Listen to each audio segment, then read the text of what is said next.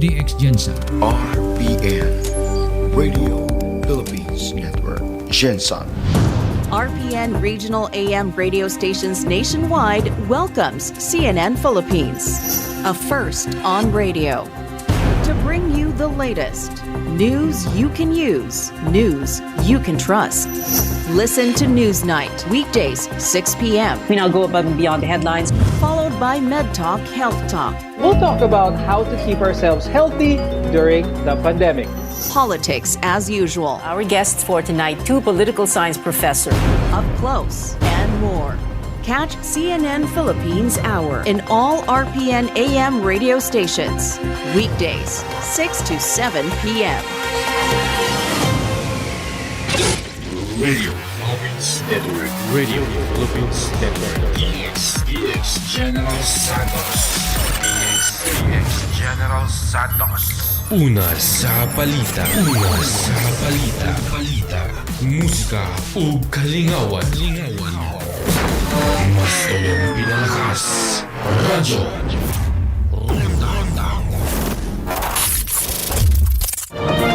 This is CNN Philippines.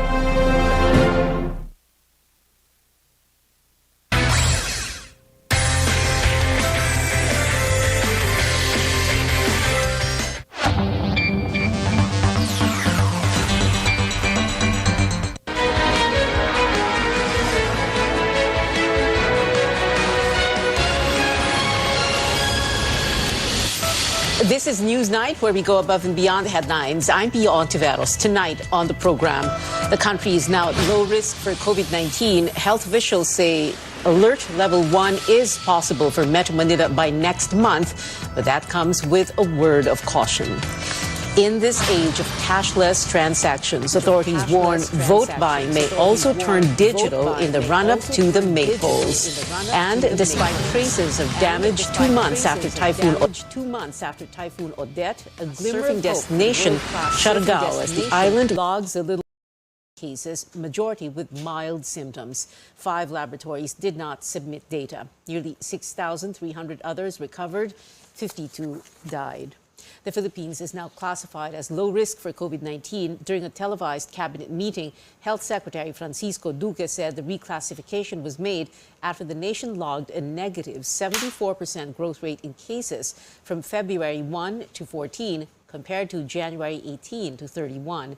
Duque also said 13 out of 17 regions, including Metro Manila, have been downgraded to low risk. Duque told CNN Philippines the capital region may de-escalate to alert level 1 in the first week of March. It started to drop the number of cases, but we have to be mindful of the importance of adherence to minimum public health standards. If the safety seal certification is up to par by Thursday, hopefully, by first week of March, baka pwede na tayo mag-de-escalate to alert level 1. Based on the health department's projections, if compliance to health protocols are sustained, cases nationwide could go down to only 83 a day and only less than 20 a day in Metro Manila by March 15. Otherwise, daily cases could reach anywhere between 2,000 to 7,700 nationwide and 162 to over 1,000 in Metro Manila. Kapag tayo ay magkakaroon ng pagluwag nung pagsunod natin sa minimum public health standards at hindi masyado nagko-comply ang ating populasyon, maaaring tumaas uli lahat ng ating kaso. Because it is election time, it is campaign period, nananawagan po tayo sa ating mga kababayan, sa ating pong local officials at sa ating mga kandidato na sana po tayo lahat ay tulong-tulong para po mapanatili nating mababa ang kaso sa bansa by complying with all the safety protocols that we have issued through our guidelines. In the meantime, the DOH says only 4 regions remain at moderate risk. These are the Cordillera Administrative Region, Western Visayas, the Davao Region, and Soc-Sargen. There is no guarantee the COVID-19 pandemic will be over before President Duterte's term ends. Malacanang says the administration is now working on the National Action Plan Phase 5. This outlines the next steps against COVID-19 and focuses on protecting the community while accelerating economic growth. Yang document po na yan, plus all the accomplishments in terms of vaccination rate, in terms of compliance with the safety seal, in terms of compliance with minimum public health standards sa mga establishmento, lahat po yan ang aming ita-turn over sa next administration.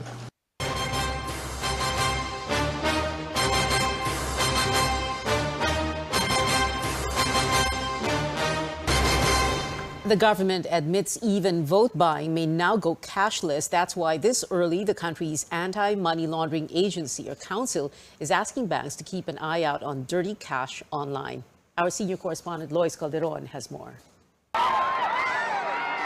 As the campaign picks up speed ahead of the May elections, banking regulators are raising a red flag. From the Bangko Sentral to the Anti-Money Laundering Council or AMLAC, the warning was for voters. Do not sell your votes.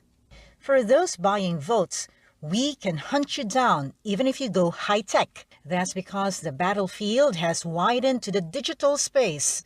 But even transactions over GCash and PayMaya can leave a footprint.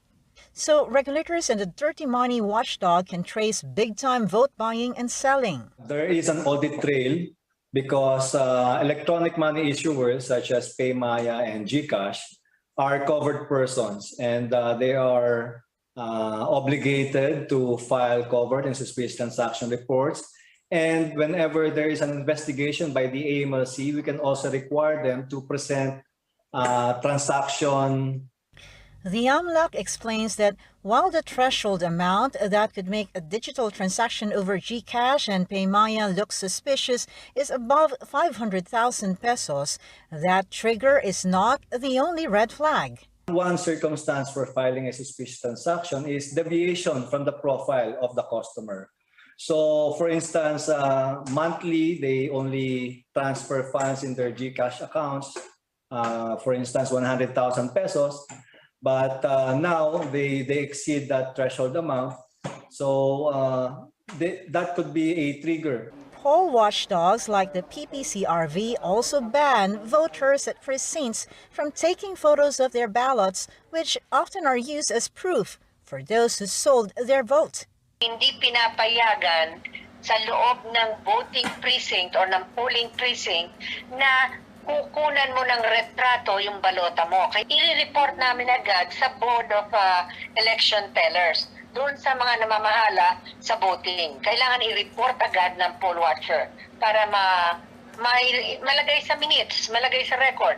The extent of vote buying this early is not yet clear. Kasi di naman bibili yung boto ko eh. Much better na i-block na lang natin mga ganung bagay. Now, even NBI's Cybercrime Division admits it is challenging to classify if an act constitutes vote buying. Titingnan mo sa mechanism, halimbawa nagpadala ng 500 or 2,000, di ba ma'am, hindi yun, parang legitimate lang yun. Oo.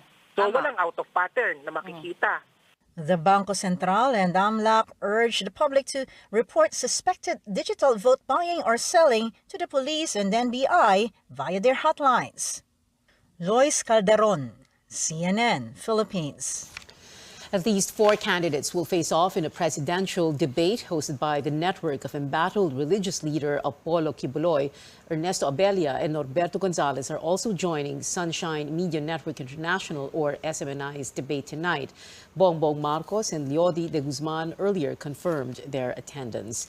Manny Pacquiao and Ping Lacson rejected the invitation. Pacquiao flagged Kibuloy's child sex trafficking charges in the United States, while Lacson cited the pastor's endorsement of Marcos. Both Isko Moreno and Lenny Robredo also skipping the event due to scheduled visits to provinces. Now, if you'd like to see most of the candidates to debate, join us on February 26th and the 27th at 5 p.m. The vice presidential and presidential debates live at the University of Santo Tomas, only here on CNN Philippines. The highest office of the land. Unedited, unfiltered, coming soon.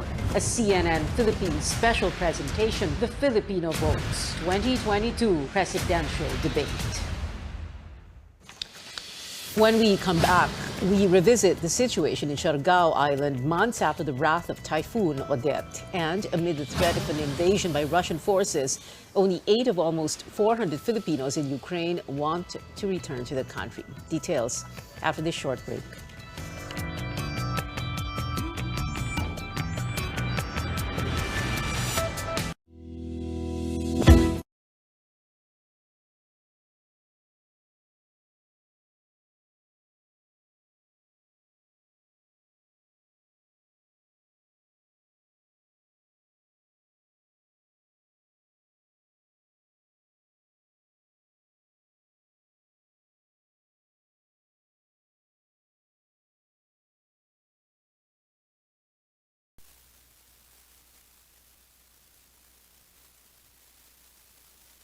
Ako ng Panginoon for a major of my health through proper diet, exercise, and MX3 capsule.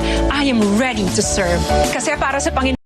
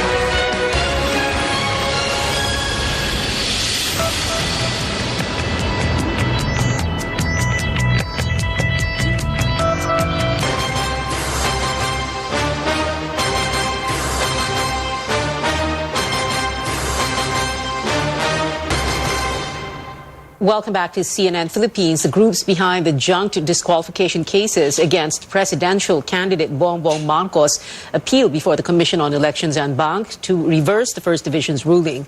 Lawyers of the Akbayan party list and the campaign against the return of the Marcoses and martial law, or KARMA, filed their respective motions for reconsideration today after Abubakar Mangelen. All 3 petitioners insist Marcos's failure to file income tax returns from 1982 to 1985 is a Ponente Amy Ferolino, Comelec Commissioner Amy Ferolino, not to take part in the en banc's review, as the group questioned why only 2 commissioners made the resolution. Comelec's internal rules allow it.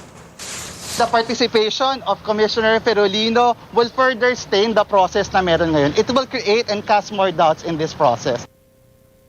Marcos's team told petitioners the Comelec's First Division's ruling was clear and insisted they should stop filing cases that are supposedly filled with lies. Here's a look at what other presidential candidates are up to. Senator Ping Lacson and his running mate Tito Soto have not dropped former Vice President Jojo Binay and re-electionist Dick Gordon from their senatorial slate. Lacson said the 2 continue to honor their so-called gentleman's agreement not to endorse other candidates. The tandem had earlier removed Senator Win Gatchalian and former Quezon City Mayor Herbert Bautista from its lineup. but sought to skin the first 11 senatorial candidates. The team of Senator Manny Pacquiao has filed a motion for reconsideration after the Makati City Prosecutor's Office junked his 100 million peso cyber libel complaint against embattled pastor Apollo Kibuloy. But Pacquiao's lawyer says his camp is also considering withdrawing their appeal so the FBI or the U.S. Federal Bureau of Investigation can properly facilitate the arrest and extradition of Kibuloy. The pastor faces sex trafficking charges in the U.S.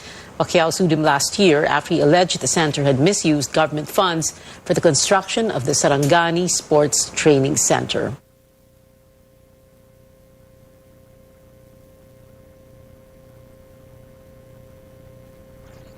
Vice President Leni Robredo got a warm welcome from the city of Rojas in Capiz today. The province gave Robredo a landslide victory in 2016 with more than 209,000 votes against Marcos.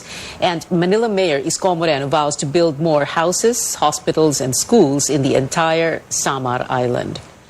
One of the world's best surfing spots is again welcoming tourists, but Siargao is still reeling from Typhoon Odette, with many businesses struggling to rebuild and recover. Chrissy Di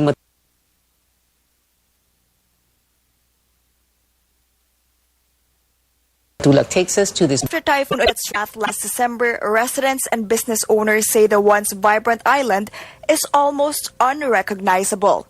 Presco, a lodging place and restaurant in General Luna, has yet to open its doors to guests. Odette left the establishment in ruins and now needs a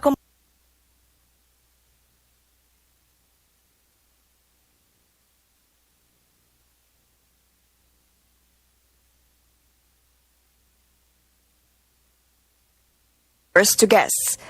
Odette left the establishment in ruins and now needs a complete overhaul. Please. Andun yung strong hope sa amin na to bring back the beauty na ng Siargao na everyone expects and everyone will be in. And gusto namin siyang maging motivation for us to be strong kasi it is actually very hard for a lot of people. The trauma is very hard, not only the Typhoon Odette, pero yung aftermath no na you lost everything. Siargao residents installing new roof after the typhoon tore away the previous one. Pag bagyo ng Odette, nagpa-check up kami sa Surigao City. Tapos dito kami inabutan sa Surigao City. Ngayon sa tinitirahan ko, tanggal lahat ng bubong. Nang umuwi ako sa Siargao, sa Dapa, tanggal din ang bahay namin. Pero sa ngayon, unti-unti kami nakakabangon. Dr. Romina Rosillon sa Hulga, General Luna's assistant to the mayor, says the island is on the road to recovery, but she knows it will take time. We still need roofing for the houses of the people because we are still on the stage of rebuilding homes. So roofing, yung mga plywood, yung mga nails. Back to the surface. Local officials and residents admit that the island's vibe now isn't what it used to be. They say they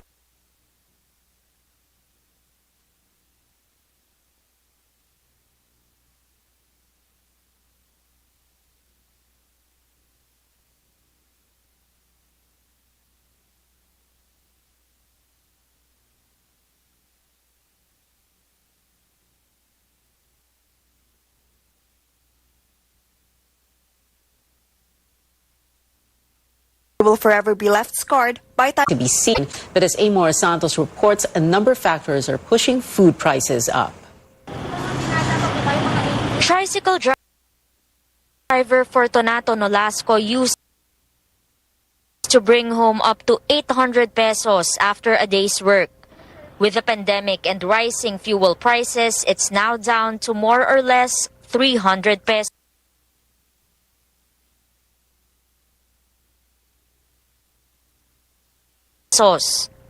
Madaling araw pa ako namamas. Hiling ko lang po bumaba para sa aming mga driver. Drivers like Fortunato bear the brunt as oil prices go up for the 7th straight week. Some consumers suspect it's now pushing food prices up. Siguro dahil sa Yung gasolina nga ganyan, parang ripple effect kasi yan eh. Hindi pa naman kasi yung distribution cost where they need fuel is only maximum of 5% among the all component cost components for the production ng manufactured food products. A check at the market shows price increases for food items like cooking oil, flour, sugar, and canned goods. Kasi dati itong mantika namin, ito 100 lang. Ngayon halos 150 din na. Halos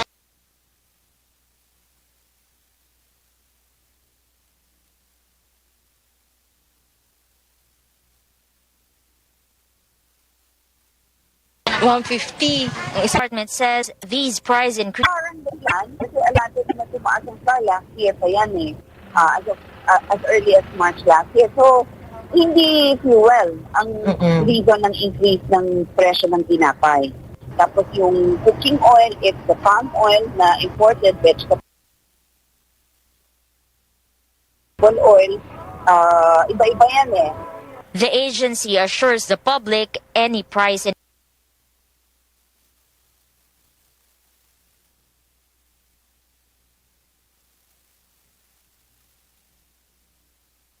oil, iba-iba yan eh.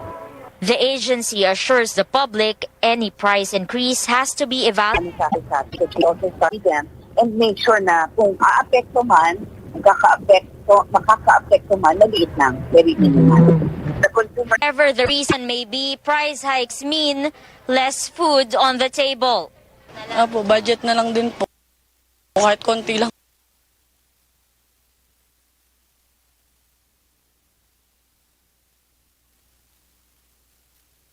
Less food on the table. Budget na lang din po. Kahit konti lang mo yung... Ate, magtaas tayo ng piso bukas, ganun. Parang hindi sila nabibigla sa pagtaas ng produkto namin. Amor Santos, CNN Philippines. The palace says it can also provide fuel subsidy. President Duterte inaugurates a vital road project in Muntinlupa today. The South Luzon Expressway elevated extension project in Alabang aims to ease traffic in areas south of the National Capital Region. The major link funded by San Miguel Corporation is a 3-lane elevated expressway.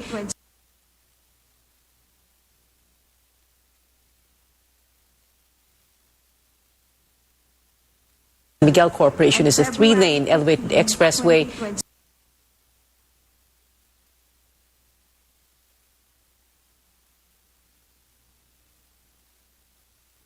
Help ease traffic and redound to the economic growth and productivity in Metro Manila and its surrounding areas. SMC President and CEO Ramon Ang earlier said the highway can accommodate an additional 4,500 vehicles per hour. In global headlines, the United States still hoping for a diplomatic resolution as it continues to monitor Russian forces at the Ukraine border.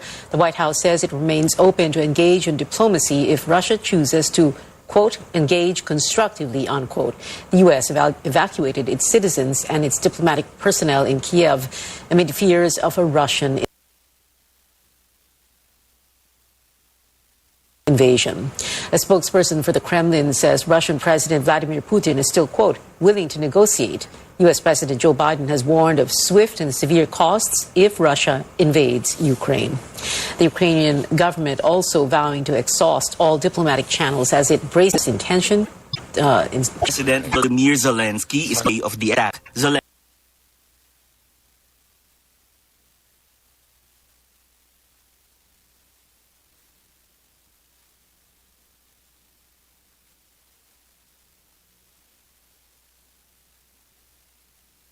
Invasion. His spokesperson later clarified that the February 16 attack date actually came from U.S. intelligence reports cited by Western media outlets. American officials nonetheless insist that a Russian invasion is imminent. But for Filipinos living in Ukraine, there's no sense of panic among them as of now. Yung sitwasyon naman po namin dito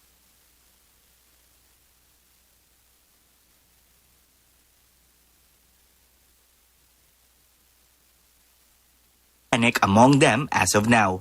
Yung sitwasyon naman po namin dito. Philippine embassy constantly communicates with them and started opening up the registration for those who intend to go back to the Philippines. But out of the 380 Filipinos, Yung anak nila, asawa nila, pinagsasubmit nga nila kami ng mga name list namin kung sino yung mga decided na magbabalik ng Pilipinas. Repatriation, sinasabi nga. Pero mostly kaming mga OFW, we are all undecided.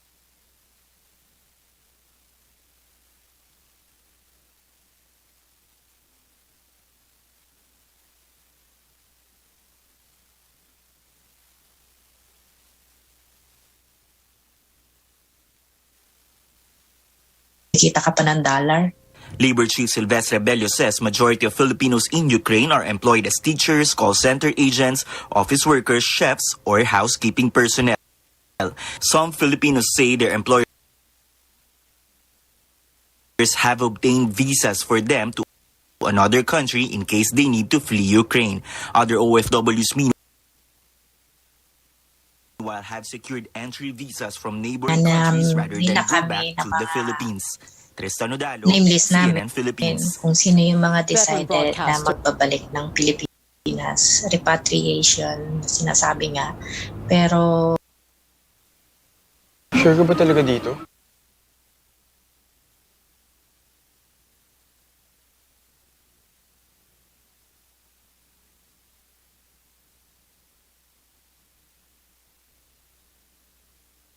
Countries rather than go back to the Philippines.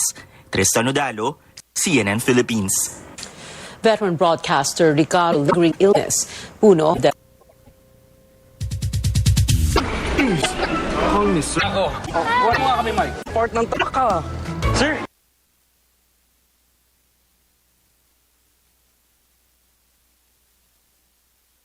Sagot ko na po ito. Saan muli ah?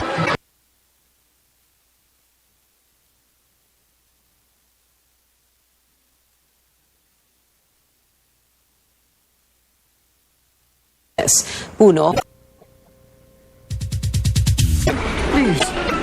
Ako. Kuha na mo nga kami, Mike. Part ng truck ka. Sir. Sagot ko na po ito. Saan muli ah? Miggy.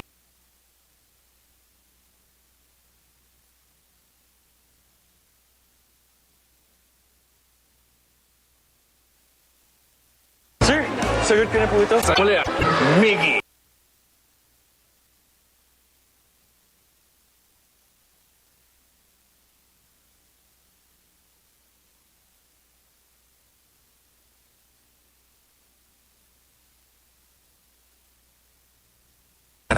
Palakasin ang resistensya ng blood sugar at gutom. Kaya't huwag mag-diabetes. Mag-diabetasol.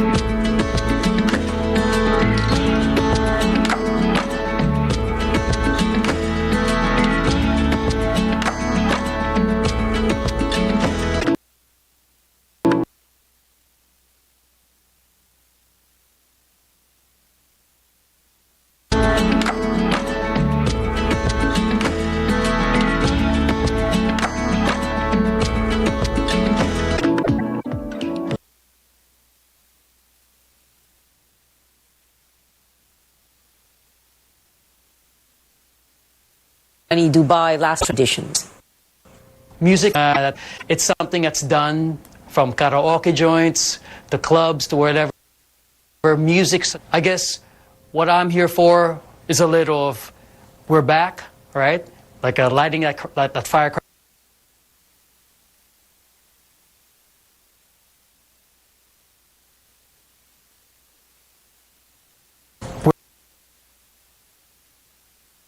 band River Maya. Hair and makeup. Lady Gaga's hairstylist Frederick Aspidas was nominated for creating the star's looks in House of Gucci. The Filipino-Vietnamese wig designer told CNN Philippines about how his 15 years of working with the chart-topping singer began.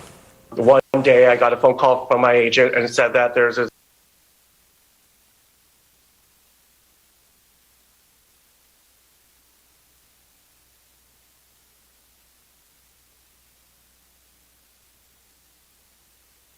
designer told CNN Philippines. DX General Santos. SMC. Movie fans can also get in on the action this Oscars award season with these new fan-voted categories. Now, anyone can vote for a 2021 movie to win the title. Just use the hashtag #OscarsFanFavorite on Twitter between now and March 3. Fans can also vote for their favorite movie scene using the hashtag OscarsCheerMoment.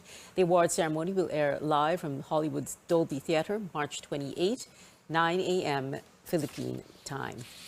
And that is it for tonight. Join me again on News.ph at 7 p.m. and on Politics as usual at 8:30 p.m. I'm Pia Ontiveros for Newsnight, where we go above and beyond the headlines.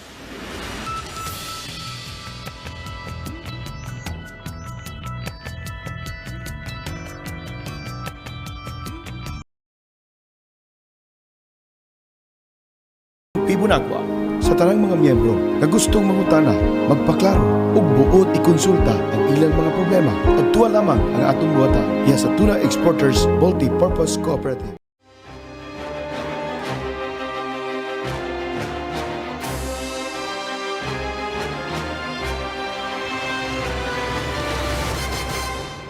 From presidential spokesperson to President Ernie Abella is looking to be elected to the highest post in the land as he runs as an independent candidate. He hopes to bring a so-called new Philippines under his leadership. We get up close with Mr. Abella to talk about his platform. Thank you, sir, for joining us on The Final Word. Thank you for inviting Rico.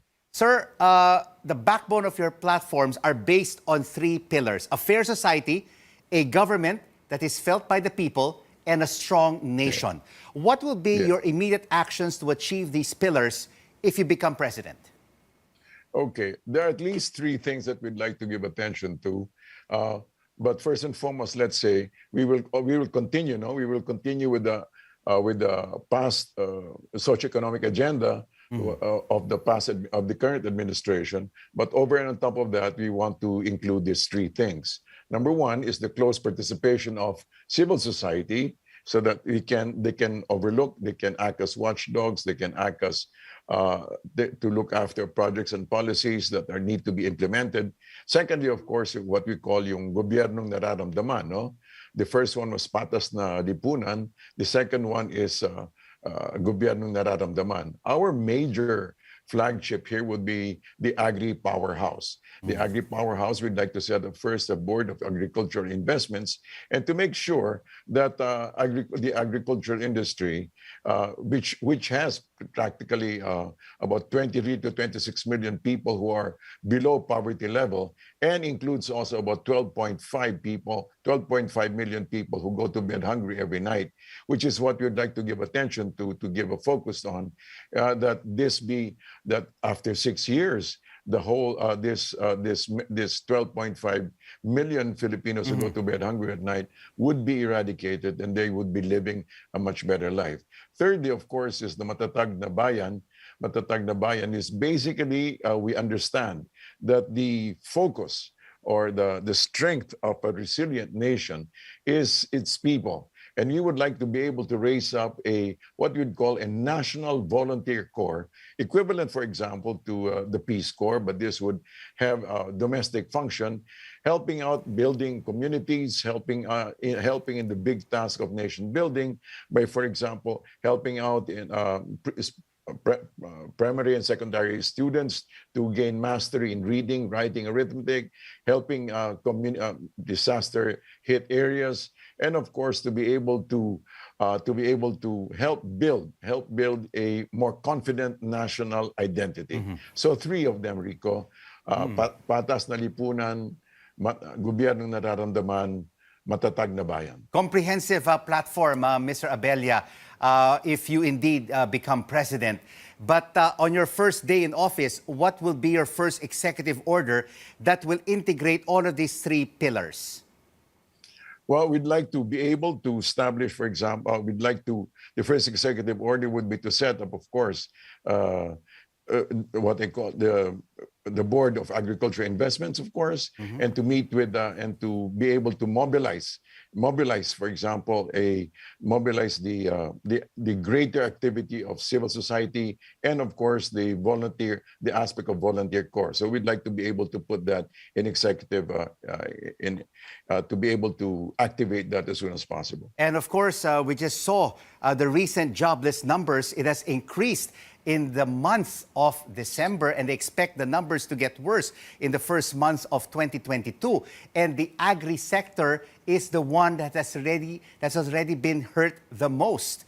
So how do you plan to create more jobs? How do you plan to boost the economy in your first 6 months in office?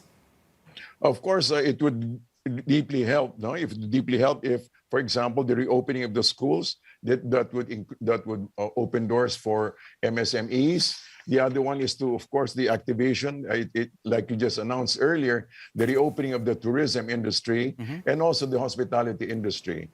It would greatly help in giving in bringing back the jobs that we lost over the past 2 years. So the activation of tourism, the hospitality industry, the opening of schools wherever there is a low COVID incidence area, and of course to create a National Recovery and Resilience Council, an NRRC, to be headed, of course, by NEDA, assisted by an advisory committee of a private sector to manage trade-offs between job creation and social protection.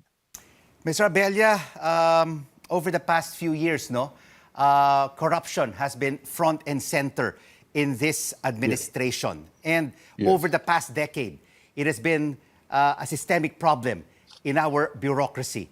If you become president, how should we fight corruption? Like I said earlier, one of the first things that we'll be signing into office, is the activation of civil society. This is going to be another aspect of our administration, because one of the things that we've realized is that it shouldn't just be in the shoulders of the president.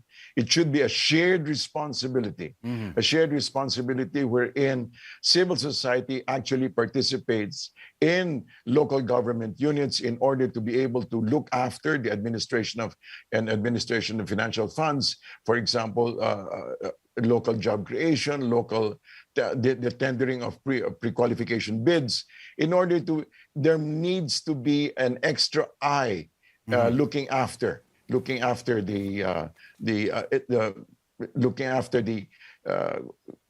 government day-to-day activities on the local level. Because the president cannot be overseeing all of those areas, but we need to be able, I keep calling it a rebalancing. Right. If a rebalancing of power where you have government, big business, and other related activities there, but it needs to be rebalanced by a very active civil society. Yes. Aside from that, of course, we also want to be able to implement institutional changes, institutional reforms, among other things, randomized testing for randomized audits for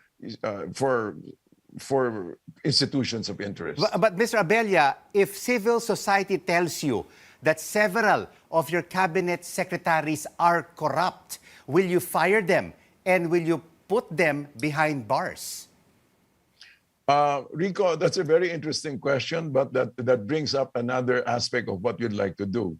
Well, I'm not going to be, I'm not going to be relying solely on people that I know or are close to me. But actually, what we're going to do is we're going to have we're going to a very strict vetting program based on three things.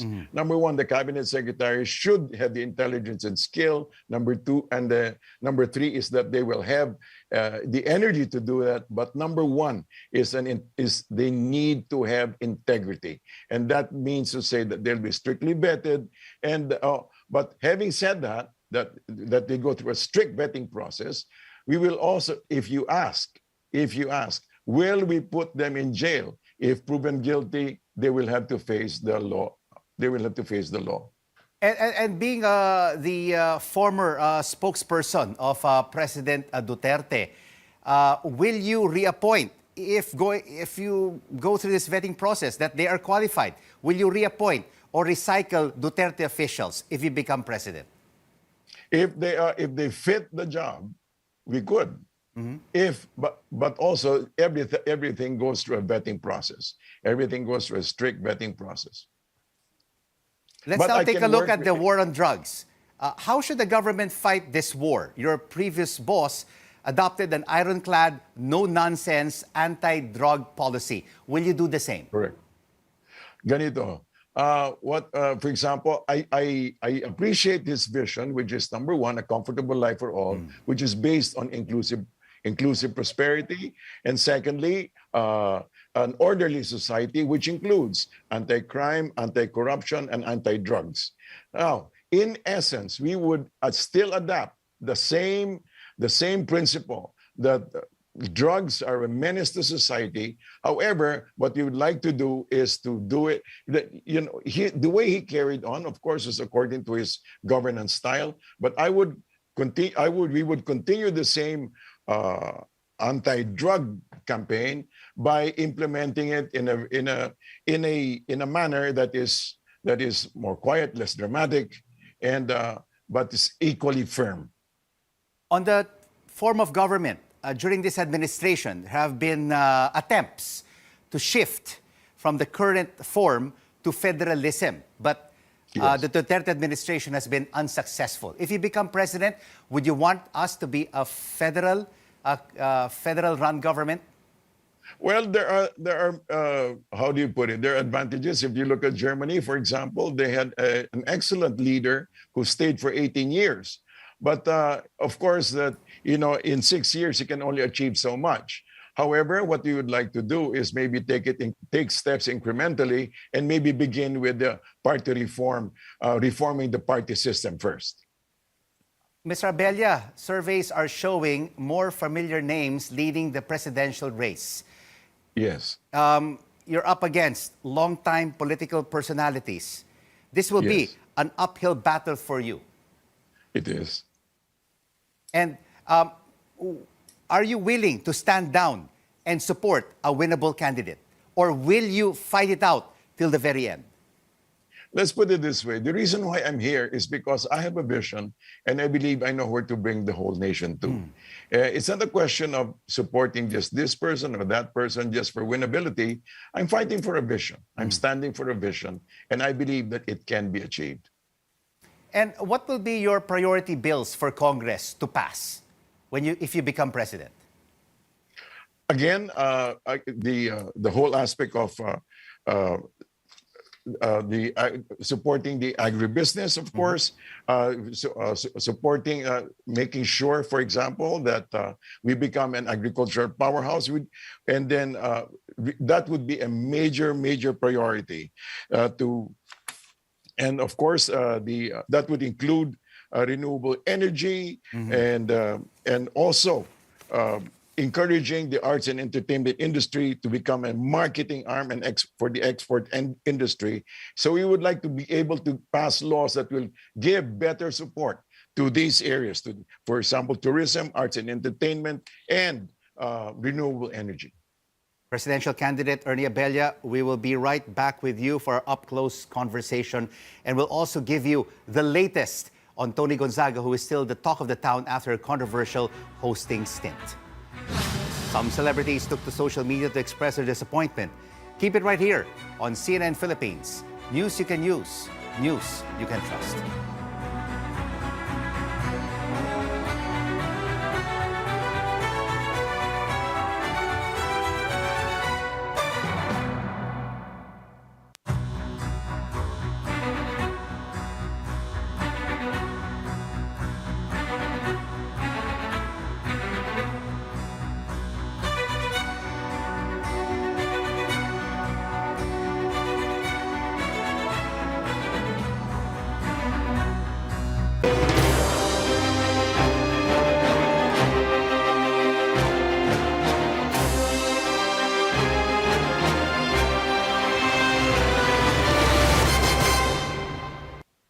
This is the final word on CNN Philippines. Thanks for joining us. I'm Rico Hizon. Mr. Abella, we would now like you to ask you several questions, and please only give us a yes or a no answer. Here's the first question, Mr. Abella. If you become president, will you make it mandatory for yourself, the vice president, the cabinet, and members of Congress to reveal to the public their statement of assets, liabilities, and net worth, or SALIN? Yes. Will you allow the International Criminal Court to investigate President Duterte? No, for the plain and simple reason that our courts work. Do you support lifting foreign ownership limits in the Constitution? Say that again? Will you, Do I support? Will you allow or will you support lifting foreign ownership limits in the Constitution, wherein you will call for a constitutional convention? Yeah, right. Not 100%. Do you favor the reimposition of the death penalty for drug-related crimes? Yes, for drug-related crimes, heinous crimes. Do you favor resuming peace talks with communist rebels? No, they should be done on the local level. Will you allow joint oil exploration in the West Philippine Sea? Business to business, yes. Should the country be more aggressive in protecting its maritime rights in the West Philippine Sea, particularly against China? It should be active in protecting our rights, whether it's China or any other power. And finally, Mr. Abella, your final word to our kababayans on why you should be elected as the next president of the Philippines. I believe that the Philippines has a call and a destiny, and that we could begin an actual Philippine century, Siglo Pilipino. If only we'd learn to embrace our responsibility and work, and we can have a continuous, if we could have a continuous journey together, evolving into a righteous, peaceful, and joyful nation, we can have what I call a century of Philippines rising. It is a vision that we can achieve, and it's a vision that we can all together work for. There is no need for despair. If we get our act together, we can fulfill our dreams. Thank you very much for joining us on The Final Word, presidential candidate Ernie Abella.